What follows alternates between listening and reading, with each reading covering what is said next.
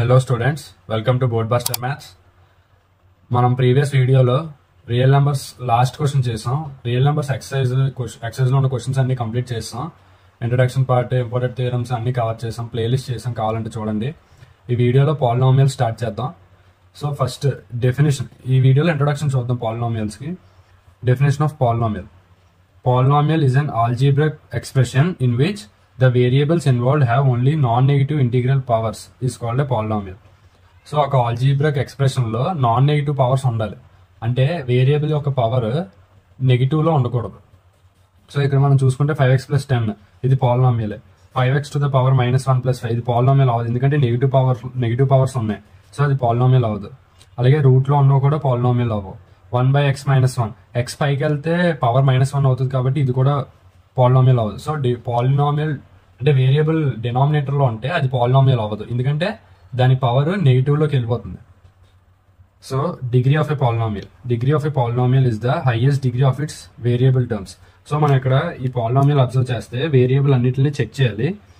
వీటి యొక్క highest power చూడండి, ఇక్కడ క్యూబ్ లో ఉంది. సో ఇది దీని డిగ్రీ, హైయెస్ట్ పవర్ డిగ్రీ అవుతుంది, డిగ్రీ 3. ఇక్కడేమో 4 ఉంది, 4 హైయెస్ట్ పవర్ ఉంది. సో దీని డిగ్రీ 4. సో ఇలాగే డిగ్రీ 1 అంటే లీనియర్ పాలినామియల్ అని, డిగ్రీ 2 అంటే క్వాడ్రాటిక్ పాలినామియల్, డిగ్రీ 3 అంటే క్యూబిక్ పాలినామియల్ అని అంటాం. సో నెక్స్ట్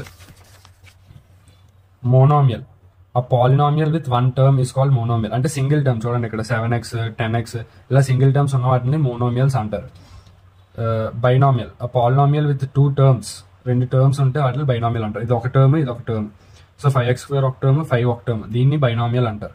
ట్రైనామియల్ అంటే 3 టర్మ్స్ ఉంటాయి సిమిలర్ గా, ఇలా 1 2 3 టర్మ్స్ ఉన్నాయి. పాలినామియల్ లో బేసిక్ క్వశ్చన్స్ అని ఈ సబ్స్టిట్యూషన్ నుంచి వస్తాయి. సో మనకు ఒక ఆల్జీబ్రిక్ ఎక్స్ప్రెషన్ ఇస్తారు, ఈ పాలినామియల్ ఎక్స్ వాల్యూ ఇస్తారు. మనం ఎక్స్ వాల్యూని దీంట్లో సబ్స్టిట్యూట్ చేయాలి. సో p(x) = 5x² + 10x + 2 ఉంది కదా, ఈ ఎక్స్ ప్లేస్ లో మనకి ఇచ్చిన వాల్యూని సబ్స్టిట్యూట్ చేయాలి. ఇలా బేసిక్ క్వశ్చన్స్ వస్తాయి. సో x = 1 అన్నాడు కాబట్టి 5 × 1² 1 అంటే 5 × 1 5. అలాగే ఇక్కడ x ప్లేస్ లో 1 సబ్స్టిట్యూట్ చేస్తాం, 10 × 1 10, 20 యాజ్ ఇట్ ఈజ్. సో మొత్తాన్ని యాడ్ చేస్తే 35 వస్తుంది. అలాగే ఇంకొక ఎగ్జాంపుల్, 10x - 5, x 1 ఇచ్చాడు. మళ్ళీ p(x) = 10x - 5, x ప్లేస్ లో 1 పెడతాం, 10 - 5 5. So that's all for this video. Next వీడియోలో ఎక్సైజ్ క్వశ్చన్ సాల్వ్ చేద్దాం. Thanks for watching.